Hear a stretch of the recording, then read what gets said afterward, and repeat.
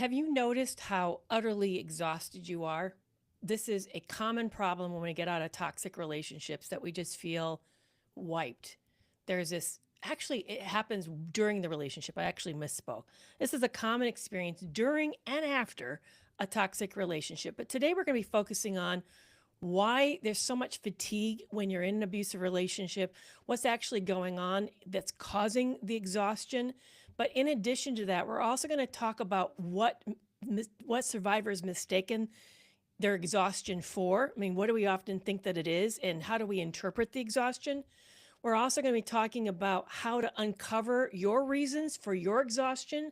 So I'm going to give you some questions to ask yourself about so you can assess the root cause of your exhaustion. And then we're going to finally wrap up with talking about just how the toll that chronic abuse takes on us psychologically, but also physically when we're in a very bad relationship. So thank you so much for joining me today. I'm thrilled that you're here. I'm Dr. Carrie McAvoy. I'm a clinical psychologist with over 25 years of experience of practice, all the way from psychiatric inpatient to residential treatment programs to outpatient and then finally to private practice. And I'm just really thrilled to be able to bring everything that I've learned. And for those of you who know, I'm also not just a clinician, but I'm also a survivor of narcissistic abuse. That after I was widowed in 2015, after a very long marriage of 33, I knew him 33 years, I was married 31 years. I ended up lost him to cancer. And after I got out of that toxic relationship, I met a terrible person. I just kind of met the worst of every possible person in my past, in my childhood, and found them and found that in one person, and it ended up in a horrific relationship. I was married to him for 2 years before I was able to get out. So today I've experienced firsthand what exhaustion feels like. I remember early in the relationship when here I was thinking I was being really holding it together and doing all this tough stuff. And I had a writing mentor because I was at the time working on the book of the story of what my late husband's what his battle with cancer looked like and what it felt like for me to become widowed. And I never have published the book, but I was writing the book, and I had this mentor ask me, and he said, Carrie, it sounds like what you're going through is so heavy. The weight that you're carrying on your shoulder just must be so difficult, so much to bear.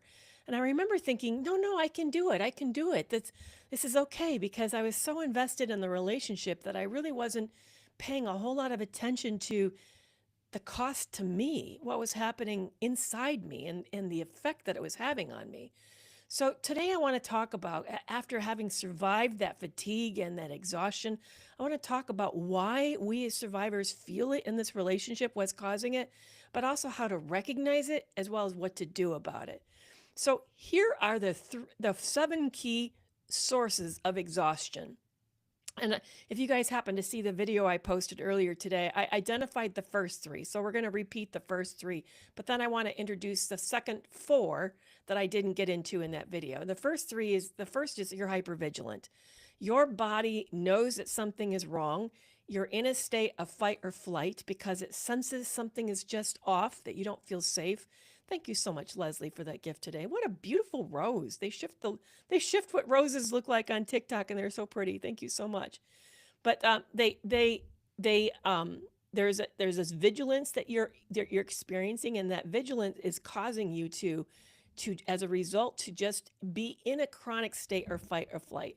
And even when things are calm and supposedly there's a moment of peace, your body's not relaxing, because it knows, you're bracing for the next time, that this is just a matter of time before the next landmine goes off and you're in another new conflict and another new battle. So you're literally waiting for the shoe to drop in these relationships. You're chronically on edge, and you're constantly watching for the next sign of something going awry, whether it's a moment of chaos, whether it's going to be the next fight, or whether it's going to be the next jab or criticism, or how you're going to be gaslit. But you're on vigil, or maybe it's even the cheating. You're in a vigilant mode, waiting for the next landmine. The second reason is cognitive dissonance. This is kind of the complex thing, because if you learned about it in college from sociology class, it's not exactly the same thing. This is the fact that the person you're in a relationship with has 2 sides to themselves. The person that you originally met during the love bombing phase is not their actual real self. That's the person they wish they could be, or they know that you want them to be, or that you hope them to be. And as a result, it's the think of the Dr. Jekyll. Only in the story of Dr. Jekyll and Mr. Hyde, Dr. Jekyll is the real person. Mr. Hyde is the counterfeit. But unfortunately, in a toxic relationship, in a narcissistically abusive relationship, the Mr. Hyde persona is the real person, and the Dr. Jekyll is actually the facade, is the manipulation. That's the person to convince you to get into the relationship. That's the person who convinces you you should stay. And so you're experiencing this duality of these two people. And interestingly enough, it creates a split inside you. You then learn how to live with the good side and learn how to live with the bad side. And you almost have like this dual existence inside of you of both. And you can't tell which is real, because there's times where they say all the right things, and they even may do things that seem really generous and kind. And then they'll turn around and do the most hurtful, cruel things or false things. And this friction between these two realities causes you to constantly inside yourself wonder which is true and real, and you're trying to like figure it out. So you're constantly back and forth, back and forth. I remember in the midst of that relationship that I literally would ask myself like tens to hundreds of times a day, is he really working? Is this relationship getting better? Is this a sign that I can breathe and figure out we're on better ground? Or is this just a lull in the storm? Like, maybe this is the eye of the storm, and I'm about ready to hit the next 160-mile winds again. I literally would teeter back and forth, trying to figure out what was true and what was real. And the hard part is, and this is something we don't talk about, you're busy trying to make the next big decision in your life. Are you going to have a child? Are you going to buy that home? Are you going to take that job or move? Is this a person you want to do this with? And so you keep waiting for some sign of resemblance of calmness in the storm to know that, okay, yes, we can do that next thing. We can buy that house. We can take that job. I can get pregnant, or whatever it is that you guys are thinking about. Buy a car, whatever it is that you're thinking about. And then sure enough, another thing happens that throws you like, no, oh, no. Or you think you can, and then you start to do whatever it is. You plan that vacation, and you're like, why am I doing that? We're right back to where we were. Things are no better. It's just as chaotic and just as awful and scary. So you can't figure out what the truth is because because both seem to be true, and you don't know which is true. Number 3 is the emotional labor of self-censorship. I can't even say that. Censorship. What you're doing is you're not only managing your feelings, but you're managing theirs. So you start to suppress your truth. You start to hide your tone. You try to you actually probably play that conversation in your head over multiple times to make sure you're saying just the right words. Like you're trying to be the perfect diplomat, so that you're constantly self-editing all the time, day in and day out. And not only are you doing it with that toxic individual, you're also doing it to everyone around you. You're figuring out who could hear what is really happening, what's going to happen if you tell that person the inside scoop of what's going on in this relationship. You're trying to figure out exactly how to, what truth to reveal and how much of the truth, because it just creates so much complexity. I mean, you guys have all seen how many times have you said something on social media, and then you get a whole bandload of people telling you that you're wrong and you should do the opposite. Or I remember I once told a couple of my good Christian friends from church what was going on about the fact that how much she was cheating, and it was a serial cheating. And they said, sounds like you have issues with anger, which I'm thinking, yeah, I do have issues. I am awfully angry right now. You think? Of course I'm angry. So you end up finding out that the world that you thought was safe isn't safe. So you're doing all this emotional labor to just try to preserve your sanity and preserve your voice and your truth. So that's the third thing that's happening. Is the first is the hypervigilance, second is the cognitive dissonance, the third is all the emotional labor of the censorship that you're doing. The fourth is gaslighting and the confusion that you feel around reality. You're constantly being told that you're wrong, that you're seeing it wrong, you're remembering it wrong, your feelings are wrong, your experience is wrong, that you've got it wrong, or that you're the difficult problem, you're the sensitive one, you're the reason there's even any issue going on at all. And because of that, that actually messes with your sense of perceiving. Your brain has what's called executive functions, and its purpose is to organize your day, predict what's going to happen, plan out life. And if you're being told constantly that you're wrong all the time, it's trying to figure out, well, am I wrong? Did I forget something? Did I not explain something? And you probably find yourself doing a lot of over explaining as a result of it, but you're spending a lot of emotional energy trying to figure out or to even prove what happened. Man, did I do that.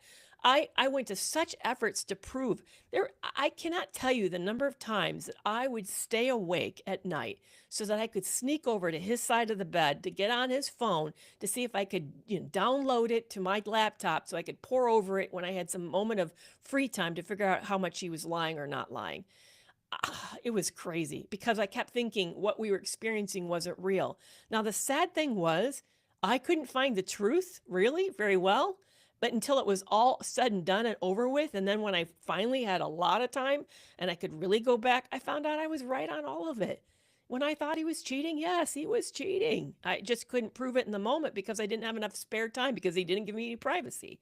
But that amount of gaslighting and reality confusion really is messing with your mind. It's really messing with your mind. That's number 4. Number 5 is sleep disturbances. The next thing you're experiencing is you are, because of the hypervigilance that's going on in your body, you are in this fight or flight state, and it really messes with the chemicals in your body. It keeps your cortisol level super high, and you start to replay conversations and arguments, and you just don't feel safe enough to rest deeply. You think about it. In order to fall asleep, if you were, let's use another example. If you were a soldier on a field in the midst of active duty and you were in an extremely unsafe space, would you think you'd be sleeping deeply? No, of course not, because you're waiting for the next gotcha moment, the next big thing that's going to super jeopardize your life. Well, the same thing's happening here, only it's a psychological battle that you're in, not literally an active battle that, like active duty. You're not actually seeing war, but you are in a form of a battle where your mind feels like it's unsafe and that you're never for sure when the danger or where the risk is coming from. So as a result, you're just not sleeping deeply and you're not being rested. And you probably wake up in those mornings and feel like you didn't get rested. I know I slept 8 hours, but I don't feel like I did. Probably feeling a lot of that. Then number 6 is isolation. You're being cut off from supportive people so that you end up having to carry everything that you're going through alone, and you don't have any safe place to really discharge this pressure, this strain, the emotional pressure and strain that you're going through. And even those that you thought maybe could be supportive, you may find out that they're not. That because they've never experienced this personally, or because they're way too invested in you, so then they try to take sides, or maybe because they're really invested in your partner, they take their side, or the family member, or whoever it is that you're struggling with. You just end up finding that you don't have the kind of social support system that you thought you could or would. And the other problem is toxic people, when they know that there's someone in your life who's genuinely a threat to their control over you, they're going to create tension between you and that individual, like saying to them, like planting seeds of doubt, like that person's not as much of a good friend as you think that they are. They're going to do something to kind of amplify the tension so that they can get you to cut that person off so that they're your sole support. So you're isolated, and as a result, you're carrying everything alone, and you don't have really any place to really safely talk and discuss this. And then the 7th is you're in grief. Whether you know it or not, you're grieving. You're grieving the loss of this relationship that you thought you were going to have. You're grieving the loss of the person that you thought you met. And this is called, by the way, ambiguous grief, because the person's still there. They're right there with you, but they're not. The person you imagined, or the relationship that you imagined that you have, you're not actually experiencing that. Somebody is asking on TikTok, where am I getting these from? Actually, this is my own notes. So you're seeing me read off my own notes. So before I go live, I always do a deep research on these topics and plan. and then I take notes, and then I use these for like multiple reasons. There are also things that I use for other content, but also I use for these lives just so that I can keep myself organized when I have a conversation. So you guys, yeah, don't get a scattered me off the top, but so thank you for asking. I appreciate it. Yeah, it's how I plan for my lives. So what do we often mistake our exhaustion for? Because I have a feeling if you were to go out and take a survey about like 100 people who are in a narcissistically abusive relationship, and you said to them, do you feel exhausted? Most of them probably would say, no, I don't. I don't feel exhausted. So what are they experiencing then? It is exhaustion, but what are they labeling the exhaustion? Here's what they're probably saying is happening. If you were to ask like 100 different people, you'd hear, I'm depressed. A lot of survivors think that they're the problem because they're being told they're the problem. And they would see this low energy, apathy, difficulty concentrating. They don't realize that's trauma induced, that it's actually burnout from a system that's under emotional threat. They would say, I'm depressed, and miss the fact that this actually is not a depression. This is trauma. This is what chronic trauma looks like. Number two, they would say, I'm lazy, or I'm just not motivated. Man, I cannot tell you. If I had a quarter for every time I heard that, I'd be wealthy.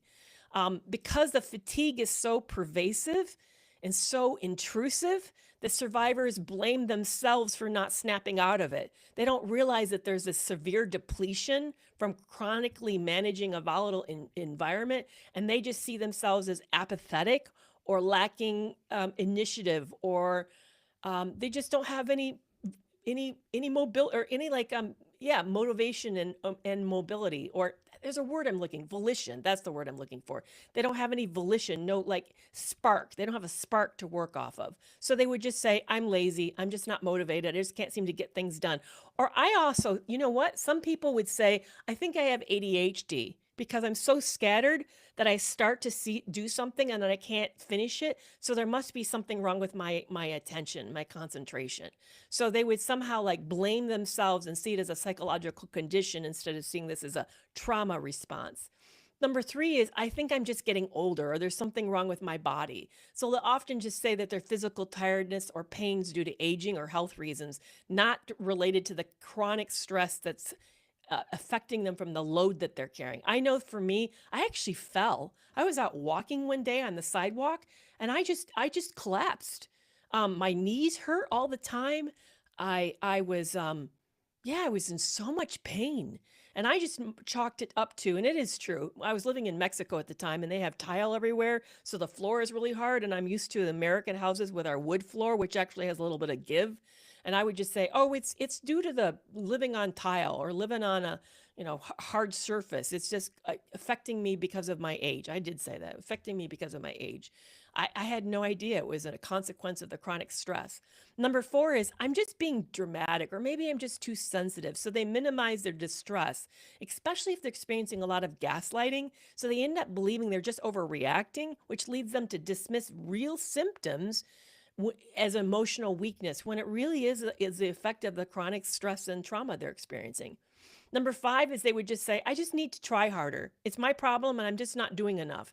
So they just think that they work harder, communicate better, stay calmer, that this exhaustion would go away, that somehow they could get the relationship on good footing and the crisis. This is what I used to say to myself. We can just get through this latest crisis, then all of it would be smooth sailing going forward.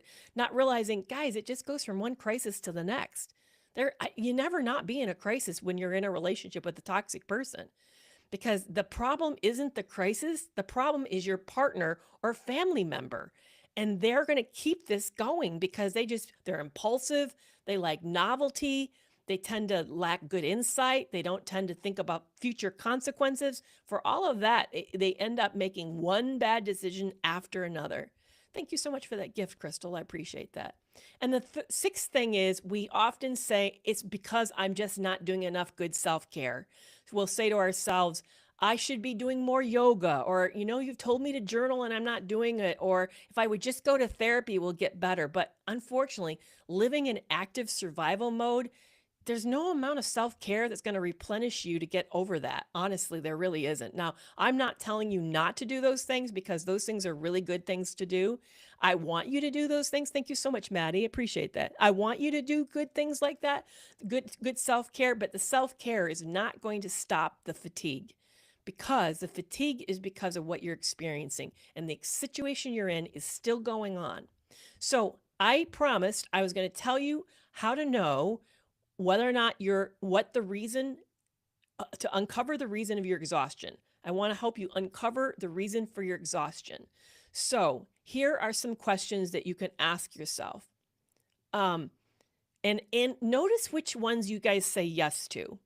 So I'm going to ask you the questions and then tell you what it says about you and see how many of these you say yes to. So here's the first set of questions. Do you feel like you're constantly second guessing yourself or walking on eggshells? Are you spending a lot of mental energy trying to explain or justify the other person's behavior? Do you think about leaving but start to feel guilty, terrified, or overwhelmed even though you know something is wrong? So those questions, if you said yes to a lot of those, that's a clue that you're being cognitively impacted by this relationship. In other words, your mind, your thinking, executive part of your brain is being affected by this relationship. That's a clue that something is affecting you in the mind, in your thinking. Okay, so here's the next set of questions. Is your body always tense even when you're calm, even during like kind of peaceful moment? Are you having trouble sleeping even when you're exhausted? Are you feeling emotionally numb or shut down like you've run out of your bandwidth? Those are physiological signs of stress, of the trauma-induced stress. So if you're answering yes to a lot of those, you're experiencing a physiological symptoms of the chronic stress that you're under. Okay, here's the next set of questions.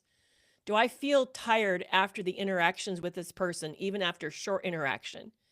Have I started isolating myself or keeping secrets to keep the peace? Do I find myself managing their emotions more than my own? If you said a yes to a lot of those, then you're showing signs that you're feeling a lot of relational stress in this relationship. It's really exhausting you at a relational level. Here's the next set of questions. Are you telling yourself, I'm the problem, even though you know you're trying your best? Do you feel guilty for wanting sleep, space, or peace? And is there a gap between what you need and what you allow yourself to ask for? If you're saying a yes to a lot of those questions, you're really struggling with a lot of confusion and a lot of self-blame. So I want you to take your answers to these questions as a revelation of where you're struggling. And I want you to see it as not as weakness. And this is not about laziness. This is a trauma response to chronic emotional strain. I'm going to say it again. It's a trauma response to chronic emotional strain.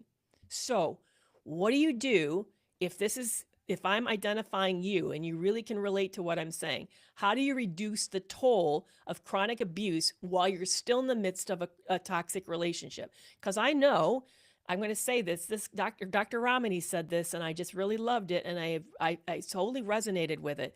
Leaving is a privilege, and not everybody can leave. And I know that's what the first thing we tell victims. Well, just get out. It should be easy.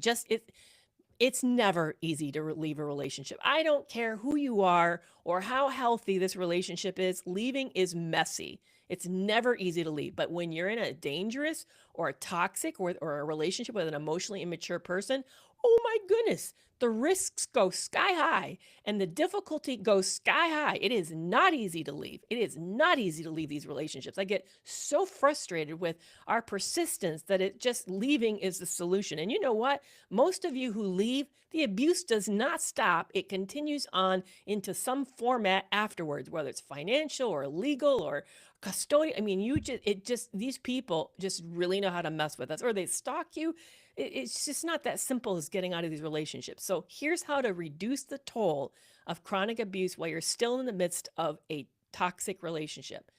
I want you, and this is going to be hard, and we can even talk more about it when we do the Q&A section, which those of you who are new to me, I always do a Q&A, and we'll start it in about 10 minutes or so, where I'll just take your questions for 15, 20 minutes. But I want you to start first emotionally detaching. Okay, what does that look like? I want you to stop trying to get through the abuser's head and stop trying to convince them that you're a good person and that this relationship is savable and they should do more work. I want you to stop trying to explain what's happening to them, what's happening to you. I want you instead to start to analyze them and observe them. I want you to ask yourself questions like, do they do this consistently? Or what happens when I do set limits? And instead of looking for their approval and their opinion, start to look for yourself for that or look to somebody else for that. So you're going to like decenter this person. They're not going to be the be all end all in your relationship. You're going to start to actually make yourself the new center of your world, of your life. And I want you to start observing this other person and really start to notice the patterns that you're seeing in this relationship. That's number one. Start emotionally detaching. In the beginning, when I did this, it was super hard. I actually had to catch myself. So whenever something would happen, I would have to pause and think, why are you asking him for his opinion? Why do you want his approval? Why are you telling him this? I actually would have to like insert a pause, question my motives, remind myself that I'm not going to get good support, that I'm relying on him and leaning into him, and that just makes me emotionally dependent. And that, by the way, this is bad advice if you want a healthy relationship. If you are in a good relationship with somebody, don't do this. I'm telling you how to end a relationship. Emotionally detaching is a great way to end a relationship. But if you're in a toxic relationship, this is a great way to stabilize yourself. So this is only for advice for people who are trying to pull back all the emotional costs that's happening in these toxic relationships. So number one, start emotionally detaching. Number two, I'd like you to use some form of BIF, yellow rock, gray rock, whatever you want to call it, and I want you to do it strategically. So instead to respond to the provocations, you know, those little jabs that they make, those little backhanded comments, the dog whistles, the things that they're saying to just try to get a rise out of you or to start an argument or whatever, or ask an opinion, but you know they really don't want your opinion. Instead of responding with rising to the bait, I want you to be boring, neutral with minimal engagement, but stay friendly. Because, by the way, this is a good way to get hurt if you don't stay friendly. So don't get snarky. Don't get kind of passive aggressive back. Watch your tone. Be very, very careful that you're not scoffing or acting contemptuous. So you don't want to do it from a place of like gotcha or revenge, but you also don't want to do it from a place as I want to hurt you. Instead, do it from the place of I just don't want to feed this dynamic. I just don't want to feed this dynamic. So that's number two. It's very hard to do this. I know that because we are so activated by them. My ex would say things that were outright lies, gaslighting lies. And I would say, don't. Like one of them, he goes like, well, we all know how much you like to pack and how big you are with taking stuff. And by the way, it's not true about me. I don't even know why he started saying that about me because it's not true. And I would just smile. Yep. And then just go on. Just leave it be. Just go on. Number three, limit the oversharing and vulnerability because you need to start protecting your inner world because we all know, guys, that abusers weaponize personal information. They're going to use it later. So start to find a way that when they put you on the spot that you're going to say, I'm still trying to figure that out, or I'm still thinking it through, or, I don't know, I'm going to get back to you when I have a better answer. Just find a way to buy time.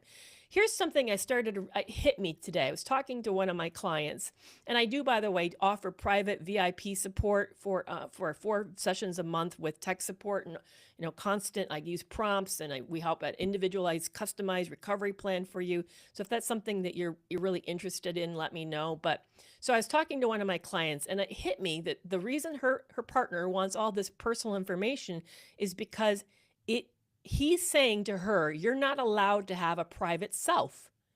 Because if you have a private self, that's an act of defiance to a narcissist. They actually see that as defiance because how dare you be a person outside of who they tell you get to be. So I want you to start limiting your exposure to this person. Protect your inner world. It's not keeping secrets. They have made it seem or feel like for us not to overshare or not to constantly like tell them everything that somehow we're keeping things from them. No, you're not. Everybody's allowed to have a private self. That this is just your way of protecting yourself to keep your emotional self intact. So Find a way to buy space from that. And thank you, my narcissistic ex. So good to see you here. I'm glad you joined my live today. It's great to see you. I've been watching your content and really enjoying it, by the way. Number 5 is create micro moments of safety. I want you to start to find or build small rituals that will regulate your nervous system. Maybe it's you walking around with some ear pods, listening to your favorite music. Maybe it's you going to that bathroom and deep breathing. It might be calling a trusted friend that you know is not judgmental, that just can totally be there for you. But find these little tiny moments. For me, often was just stepping outside and taking a deep breath and looking around and hearing the birds and kind of taking in the sight and seeing some greenery. But just find a way to sort of give yourself, your body, signals of safety so that your system can cope. Remember, you guys are in survival mode. One of the things I used to remind people when they were in these big crises, and I had to remind myself, is like, if you just had a quadruple bypass, you would be given all these instructions about how to handle like life after while you're recovering. And there'd be all sorts of stuff that you would do and that you wouldn't do. You need to see yourself doing something similar here. You need to see this as your effort to sort of care for yourself, to move through this like in survival mode. So be very, very careful about creating micro moments of safety. Number 6, I want you to build a secret exit map. Okay, I know even if leaving feels impossible, I want you to start gathering the resources. Now, remember, some of you are like, yeah, but it feels like I'm not ready to leave. I'm not saying leave. You can get ready and not leave. That's not a betrayal to the relationship to get ready. So start to find the important documents and store copies of them. Research your legal options. Like, please don't make this mistake and think that you know the laws in your state. You probably don't. And your partner definitely doesn't, or your family member definitely doesn't. Go get some legal advice. Find out what really is true, what the rules are about the home, what's the rules about the custody, how far, find these things out, because what you think you're hearing on social media or even on media, like on a TV, they're not accurate. Things are constantly changing. So please research legal options or shelters and start saving. May have to get real creative on the saving part. One idea I heard a person do is that they would go and buy more than they need, and then they return a few items and have the returns put on a Visa card that was one of those little throwaway cards, and they would stack the money in on that card so that it looked like it was bought because there's a receipt with everything, and they didn't know that you were returning it. I know, again, that feels sneaky, but start to find a way that you start to put some cash away so that you can create an exit plan. Because here's the thing. You're not doing this to harm the other person. You're not doing it for a bad reason. You're doing it for safety. You're doing it for your health. That's very different when people do it to have a secret double life. That's not your plan. So please see this as just part of you having a safety plan. And also know that just having this potential door open really will help reduce your sense of helplessness. Even if you're not ready to walk through it, it'll be shocking about how empowering it is to do this. How very, very empowering it is. Yeah, cash back at a grocery shop. I like that, Healing Warrior. That's great. And number 7, join support spaces, even if you do it anonymously as needed. I don't know if you guys know that I have the Toxic Free Relationship Club. We have now 6 sessions a week. So you can join a live coaching session, almost one every day is available. There's also direct messaging to me. There's also direct messaging with each other. There's a chat component. We also get together every Thursday for a soothing, kind of calming, recentering session. Tonight we're meeting for a book club. We're reading books together. So if you can find these kinds of like safe spaces where you can get support. By the way, I'm talking about the premier level of the Toxic Free Relationship Club, which I offer financial support to anyone who asks. So if you come to me and you said, I'm being financially abused, I can't afford that monthly fee, I will find an amount that you and I will agree on is affordable that I'm fine with and that you can afford every month. I am open to doing that. So I really want you to be able to find the support, safe spaces that you need. And let's see if there's anything else I want to cover before I wrap this up today. Let's now start to take your questions. I want to start talking about whatever, and by the way, we can talk about we can keep talking about exhaustion, but we can also talk about anything else that you want to talk about when it comes to narcissistic abuse. I know there's a lot of energy late today or yesterday when I posted some stuff about abusive children, how children can be abusive. I got to hear Dr. Gregory Lester. Dr. Gregory Lester was part of the DSM-5 committee on the personality disorders. And he said in this educational forum for other clinicians that signs of narcissism appeared as early as 7 in some people. And if you ever follow Dr. Peter Salerno, Dr. Gregory Lester, unfortunately, doesn't have a social media account, so you can't follow him. But there are plenty of people out there that would say there's lots of research that's come out to say that this is primarily a heritable condition, not so much as a nurture. It's not a nurture problem as we used to think. We used to blame moms and dads for two ways that they would create narcissists. We'd say they either were overindulgent, and as a result of this child being the sort of the center of the family or the sort of the little prince or princess, they ended up thinking that they were princes and princesses in the real life.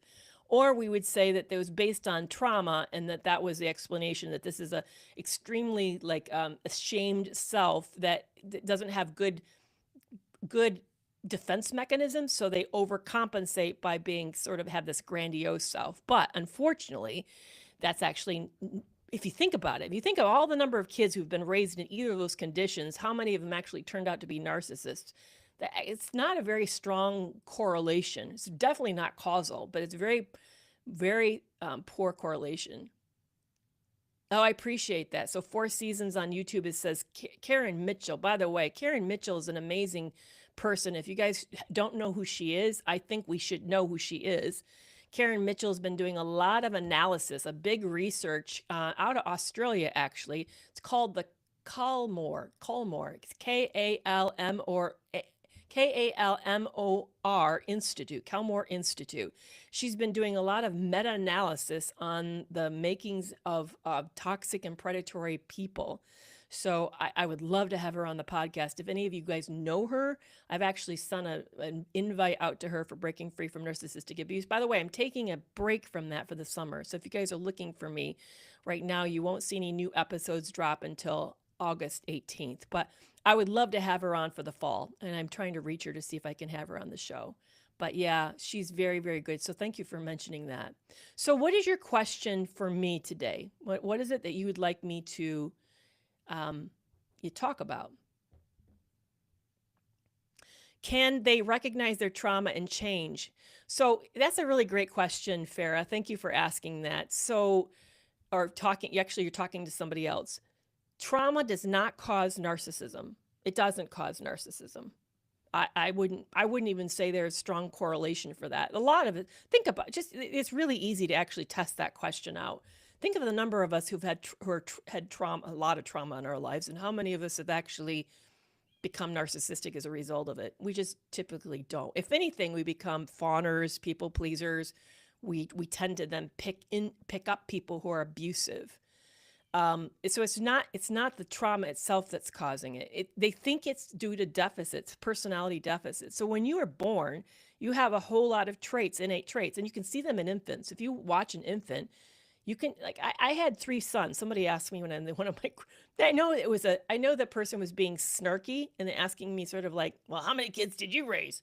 I raised 3 autistic sons. That's how many kids I raised. And they were not easy, by the way. They were all challenging, and they had deficits because they're autistic. But every child that I gave birth to was different. One was very good at solving problems right from the get-go. Like if the sun was in his face, he turned his face. And I have another one of my sons, if the sun was in his face and we were out like riding in a wagon, he'd like sit and cry because the sun was in his face. So every child was a little different in their ability to sort of know how to self-soothe. Some of them are different in their ability to be able to resist temptation and not be impulsive. Every child was a little different. These are all innate qualities. Every child was a little different in their ability to care about how other people felt based upon their actions. They had a certain amount of empathy. These things are hardwired into us. So when a person is born, they have strengths and weaknesses. And if you have a certain sort of set of strengths and weaknesses, that equals narcissism, honestly. What's the basis of the genetic explanation? Have the genes been isolated? I'm not a doctor, but it seems to be learned and behavioral. So that's tough question. And, we even struggle to isolate the genes of big disorders. Like, for example, Ehlers-Danlos. If you got, and it goes in for a test for that, you're going to find there's a whole bunch of genes they're looking at to try to isolate whether or not you actually have this condition or not. So rarely is it's an expression of one gene or a set of genes. It's usually expression of a lot of genes.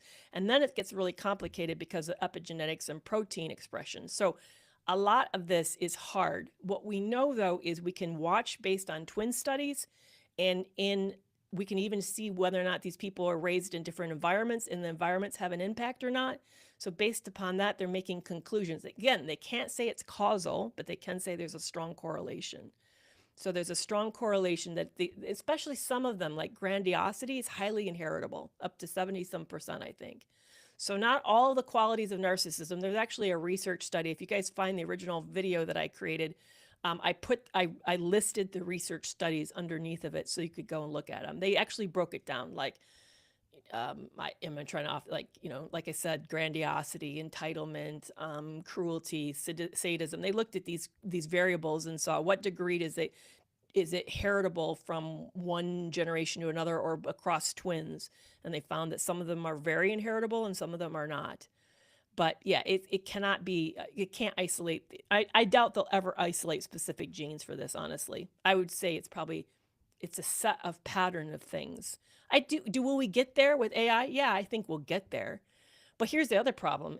Manipulating genes is really tricky and very dangerous. So I don't know if it's a good solution through the genome is a good solution. But I think the better solution to treatment would be helping these people learn alternative ways to manage their behavior, the drive to do their behavior. I don't know if you guys follow Mental Illness, but he talks about this a lot. He says to all of us that he still thinks narcissistic thoughts. He still has a narcissistic pull to do what he shouldn't do, but he walks himself back from those places. He doesn't act out. So that tends to be the difference. I think the other criticism I fell under was the fact that am I taking the side of toxic parents? And if anybody's been around me long enough to knows that I truly believe there are toxic parents that we need to avoid, and that some kids cut their parents off for very, very good reasons. Their parent needs to be cut off. They have begged and pleaded and talked to this parent about their toxic behaviors, and that parent refuses to be different. I'll never forget. I wish I could have. Maybe I did say there's a kid, there's a young teenager, not young, they're a youngster on TikTok, a teenager who's taping her mother screaming at her. Actually, she's not. She's a young adult. She has her own child. That's right. She's living with her mom. She has a baby, and she has tapes of this mom screaming at her. That her mom is horrible. The things that this woman says is just like shockingly awful. So yeah, there are parents who are highly dangerous people, and we need to go no contact with them. But there's also highly dangerous children, adult children, that also need some limits set around them. I have a friend of mine, and I watched this happen. I've known this person a very, very long time. She has a daughter who probably has a mixed personality traits, mixed cluster B traits. This daughter, I'll never forget, there was a week in which my friend was on heart medication and needed money to buy the medication. And the daughter pleaded with her mom, this is an adult daughter in her 40s, pleaded with the mom for the money that the mom, because she needed something for the kids or something, used the grandkids as leverage, convinced her mom that she promised to pay her back by the weekend so the mom could buy the heart medication, and she did not. The mother gave the money in support because her heart was so broken over the explanation, because there was so much emotional blackmail that was being used against them, that my dear friend gave the money to her daughter, who then spent the money, who knows if it was for what she said it was, and then never paid the mom back. And the mom scrambling at the end of the week trying to find money to buy her heart medicine. That's awful. That's unacceptable. And that woman, at one point, my friend told me she'd lost more than $500,000 to that daughter. And that woman is living poor today. She's in her 70s and she's working at Home Depot. Now you tell me that's okay. You all tell me that that's not bad. And then please don't tell me that mother raised her girl poorly. No, I know this woman. This woman is a beautiful woman. She's a wonderful woman. She did not raise this monster. This monster was I don't know how this happened, but it happens. So I'm saying to all of us is that for us to point, it's because you didn't raise them right. No, you're wrong. You can do everything right and still have it not turn out right. You can also do everything wrong and still have it turn out right. And why does that work that way? I don't know why it works that way, but it does work that way. And for us to say, if there's an estranged parent, it's always the child's always right. No, they're not always right. And if there's so it's both. There are parents who don't deserve to be parents, and there are children who really haven't earned the right to be in a relationship with anybody. And I wish it was more simple than that. I wish I could give you a straightforward answer to why this happens, but I don't. If narcissism isn't shame-based, then why does shaming them cause such a backlash? I love that question. Thank you guys for asking that question. They're not shame-based, but they are sensitive to humiliation and they don't want to be called out. So think of it this way. And if you want a really a good book to read or good books to read, check out Dr. George Simon's work. Dr. George Simon, he wrote In Sheep's Clothing and also Character Disturbance. Great, great books. He does a very detailed analysis of the inner workings of a narcissistic mind. So a narcissistic mind is all about image management and avoidance of responsibility. So when you call them out, you're humiliating them publicly, and they are going to be, it's actually in sheep's clothing. It doesn't have the wolves. It's just in sheep's clothing. They feel publicly humiliated by you, and they get furious over that. It's like ego deflation. It's a narcissistic wound. And by the way, we all can be narcissistically wounded, not just narcissists. That applies to any time you ever felt kind of like, that hurt. That's a narcissistic wound. But most of us control ourselves, and we don't like lash out to people because somebody wounded us or called us out or humiliated us in some way. So it isn't really shame that they're experiencing, because if it was, think about the difference between humiliation and shame. Shame is such a deeply, profoundly painful emotional experience that you would avoid doing it at any level ever again. You would like walk away and say, I don't want to be exposed like that. And then you would make some big changes so that you weren't caught like that. Where humiliation is more about you feel diminished, and then you think about how you're going to most of us don't, but if you're a narcissistic person, you're going to think about how you're going to retaliate against that person for doing that to you. But you don't really feel like you're bad. So shame says I'm bad. Guilt says I did something bad. Humiliation, I think, would be more of like, sometimes, not always, but sometimes humiliation is like, I've been called out as bad. So they're going to more likely try to level the playing field and get even to show you that you're not as good as you think you are by doing something sort of retaliatory. So it's not really shame that we're seeing. It's more humiliation. I got that, by the way, from Dr. Peter Salerno. I don't know if you guys are following him, but I highly recommend his work. He's got a couple books out, but he also has he's on social media, and he talks a lot about the differences. Because here's the thing: shame. Most of us are insecure. If you're not narcissistic, you then probably have a fairly decent level of insecurity and anxiety about how people perceive you. And when somebody looks at you in the wrong way and you think there's something wrong about you, then you start to feel bad in some way. You would start to like you'd feel insecure. You don't think you're better than others. You would feel less than others. And then you would try to do something to sort of like level it up so that you felt better and back on par with everybody. But narcissists don't feel insecure. They actually see themselves as superior to you. So when you call them out, they look at you like, how dare you? I'm better than you. Why would you call me out? You're not as hot as you think you are. And I'm going to show you how hot you're not. So they would then like level the playing field with you. I hope that makes sense, because I know we often get this is one of the things I've noticed and it took me really getting into the mindset of a narcissist to realize I was understanding things wrong. We tend to approach it from our frame. Think about it this way. If you lived in a two-dimensional world and, say you're a cartoon on a flat piece of paper, you're going to interpret everything from that perspective. So everything you see, you would describe from a two-dimensional perspective. But if you were somebody in a three-dimensional looking to someone in a two-dimensional, you'd have a whole different way of viewing things. That's what's happening with narcissists and with insecure people, neurotic people. Think of the character disturbance group, and then there's the neurotic group. We fit in the neurotic group, they fit in the character disturbance group. But the way in which we view the worlds are vastly different from each other. It's not the same. We interpret things differently. We are defensive in a different way. We manage our needs in a different way.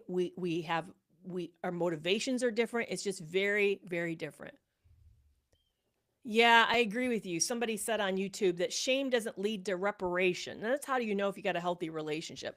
A healthy person will come back and try to repair the damage in the relationship. But instead, it leads to vindictiveness and self serving. Yeah, I love that. That's really, really good. I appreciate that. Does do narcissists feel real remorse for their actions if they're crying and apologizing? No, they don't feel remorse. Again, George Simon, chapter 6 in the book Character Disturbance talks a lot about that. That's a really great book. George Simon and his book Character Disturbance in chapter 6.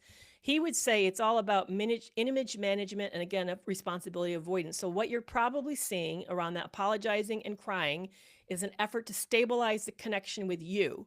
They feel a sense of risk that they're going to lose you. So they're now using that as a form of manipulation to reconnect with you to get back on, to get control again in the relationship. So again, remember I just said a second ago, this is about a different worldview. Their worldview is from the standpoint of control and dominance, control and power. So when they feel they're losing power and control, they have found that being the victim, making you feel sorry for them, like somehow that they feel bad for what's happening, or they don't want to lose you, that somehow that's going to appeal to your need to be connected to them, and that will then make you sympathetic, which then gives them control back over top of you. Yeah, they even send pictures of yourself crying. Oh my goodness, that's powerful. Crying to you to make you feel, yeah, it's all about you've nailed it. It's manipulation. It's to make you feel bad and to make you feel like they're really trying so that you don't give up. Yeah, exactly. It's stabilization. Yeah, please don't give up on me. Yeah, but here's the thing. In a healthy relationship, you're not so concerned about you. You're concerned about the impact you've had on the other person. So, do you see them then trying to take care of you? Ask you how you're doing? Do they then the next day follow up with a way that you might be being triggered by their action that makes you freaked out and scared that they're going to hurt you again? No, by then they're over it and they're already furious that you'd bring it up. Then you're on a very emotional short leash with them. And it's all about, they're going to flip it and make themselves the victim and make you the villain for even calling them out. Amanda, that's funny. I'm not going to repeat it because I don't want to get banned, but that's funny. Thank you. Yeah, see the crying and the apology. Ask yourself, is this a real effort to repair the relationship? And if I was to do something as deeply damaging to them or to anybody else or my best friend, what steps would I take to repair that relationship? And then ask yourself, are they taking those steps to do that, or are they already irritated that you have any emotional reaction at all? No, they're going to be irritated. When I found out my ex was cheating on the last night of our delayed honeymoon, and he was pleading at me, standing in the hotel room, like, I'm sorry, he had some lame ass reason of why he cheated. And then we're on the plane a few hours later trying to head home from the honeymoon. And I was hurt, tears are dripping down my face from discovering this horrible betrayal. And I already could tell that he was exhausted. He was like done. He was finding that my grief, my pain was over the top and too much, and he wanted me just to stop.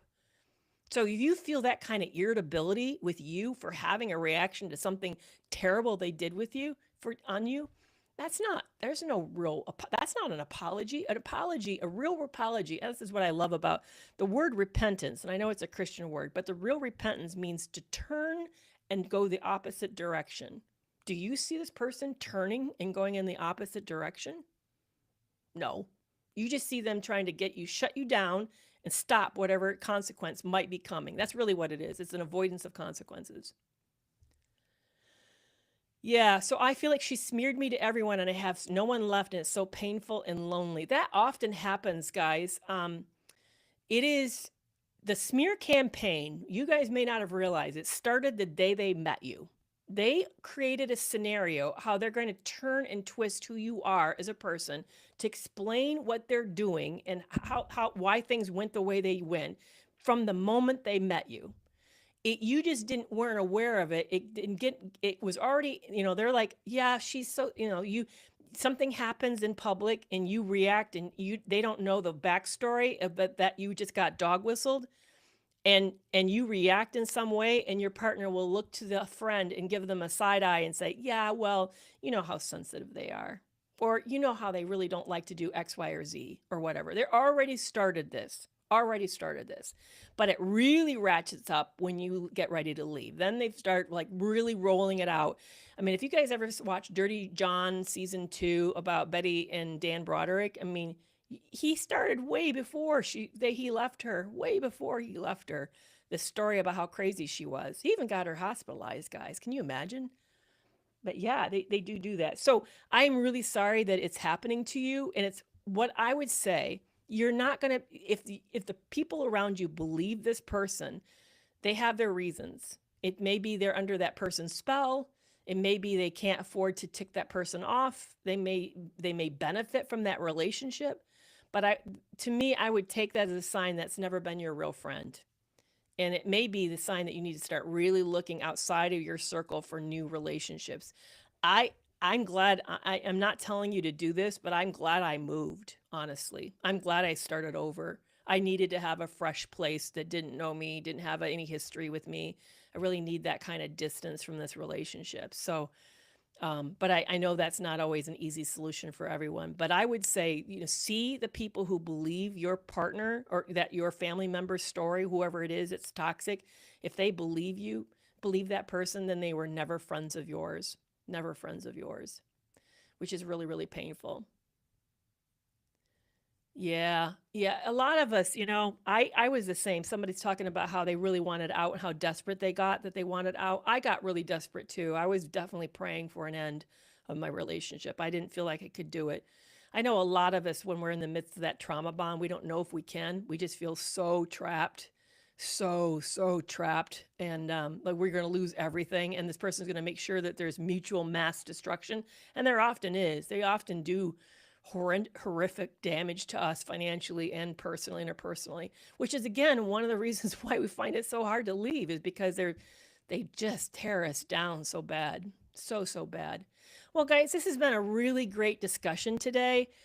You're in my summer content series now. I don't know if you realize that I have 10 weeks that we're talking about active, like practical suggestions of what happens in these relationships. So I want to kind of share with you where we're going to go in the next few weeks. Next, we're going to talk about why you're over explaining and why you have these kind of wild reactions to toxic people. So I hope you come back. It's 4 p.m. on Tuesday. We do this every week. The week after that, on June 30th, we're going to be talking about, actually that, yeah, July 1st, we'll be talking about why, after you've tried everything, change still doesn't happen. We'll talk about that. And then right after 4th of July, we'll talk about how the cycle hooks us. And then after the week after that, in mid-July, we'll be talking why you keep second guessing yourself. So I hope you come back, because I'm really wanting to take a close dissection of what happens in these relationships emotionally and why we get so stuck and confused, so that you be able to find a little more freedom. But also know, if you haven't seen, I have a free mini course. It's personalized. So there's actually 9 tracks depending on what type of relationship you're struggling with, and depending on what particular problem you're struggling with. You take a survey, and then the survey takes you to the right track to help you. And this is free. It's my gift to you. It's called Toxic or Troubled. So if you want a free mini course, it's 8 lessons. Please check out Toxic or Troubled as my gift to you this summer. And thank you so much for joining me today. I really, really appreciate it. GMB, I always love seeing you here. Thank you. That's one of my subscribers on YouTube. I deeply appreciate it. All right, you guys, you have a great rest of the day and a great rest of the week. And I will see you next Tuesday. Bye-bye.